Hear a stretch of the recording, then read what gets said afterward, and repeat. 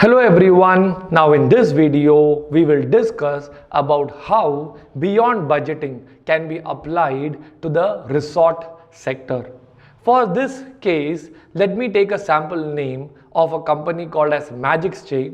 Let us assume this company is having 9 properties and each of the property is having 50 rooms each. It is having its head office at Singapore and each of the properties is having one manager heading the whole thing. But the entire decisions or the planning happens at the head office at Singapore. So what the head office does every year at the beginning is that they will create a proper budget for each of these 9 properties. Friends, the major investor in this resort-based companies are mutual funds. So whatever be the strategic decisions, these decisions are taken only by these mutual funds. So what they have done is they have given them a monthly target, not a monthly target, yearly target of 1,500 million, which kept on increasing at the rate of 10%.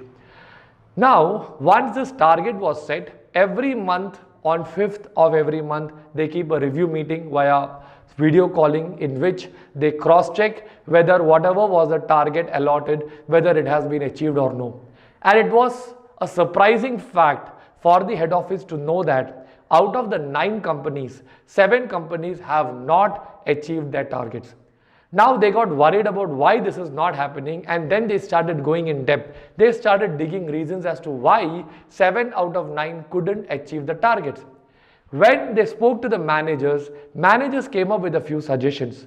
Suggestion number 1, what they told was that there is an overall recession in the tourism industry, because of which the targets which was set by the company is unrealistic. Second thing what they told is there are normally 2 seasons in every resort. One is called as the on season and the other one is called as the off season. On season time the prices are okay. Off season time we should provide some kind of discount. Third problem what the managers told is that since the budget is set by the head office, they cannot take any quick decision. Any decision they have to take, they have to call the head office, get their approval, only then they can come and do these kind of activities. Last, what they mentioned over there was every employee has to be given some kind of a monthly reward. If they perform well, they should be given some kind of incentive, or at least they should be given some kind of recognition that you have performed really well. This would keep the employees motivated. Now, after all these discussions, the head office was confused as to why they are not able to implement things, because what they have learned is that budgets always work.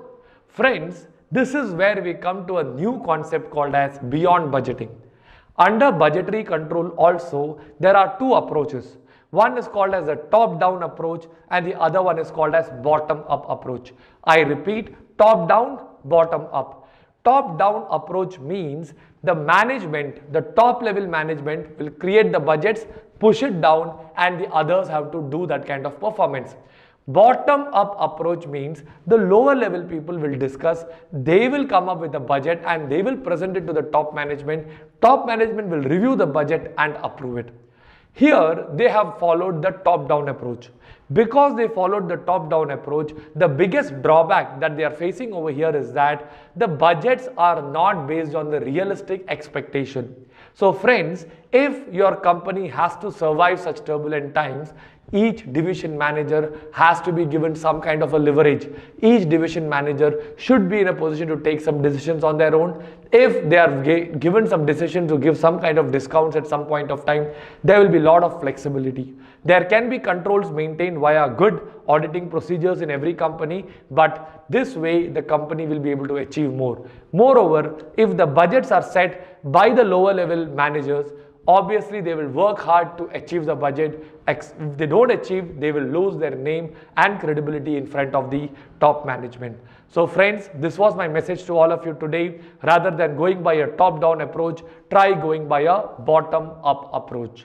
I hope this video is clear to all of you. Thank you so much.